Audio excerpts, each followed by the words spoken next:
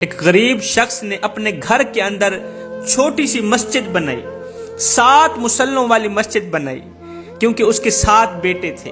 جب مسجد کی تعمیر کا کام مکمل ہو گیا تو اس نے اپنے 7 بیٹوں کو بلایا، 7 بیٹوں کو اکٹھا کیا، کہا بیٹو میری خواہش ہے، میری تمنا ہے کہ اس مسجد کی جو لپائی ہے نا وہ جنت کی مٹی سے کروں۔ تم 7 بھائی اپنے گھر سے نکلو، مجھے جنت کی مٹی لا کر دو، میری خواہش ہے، میری یہ خواہش پوری کر دو۔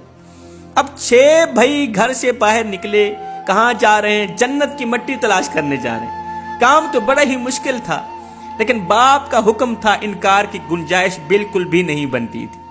اب 6 بھائی گھر سے باہر نکلے، 7واں بھائی گھر میں رہا اس لیے کہ وہ بیمار تھا۔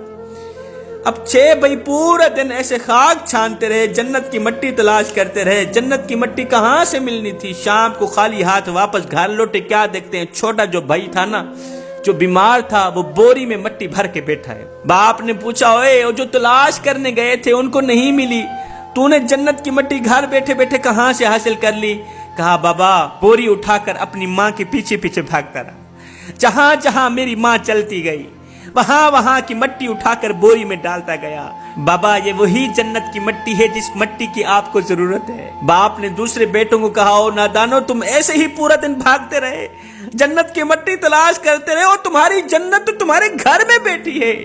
اے جوانو، تمہاری جنت بھی تمہارے گھر میں بیٹھی ہے۔ ماں کے پیروں تلے جنت ہے، ماں کی قدر کیا کرو، بوڑھے باپ کی قدر کیا کرو۔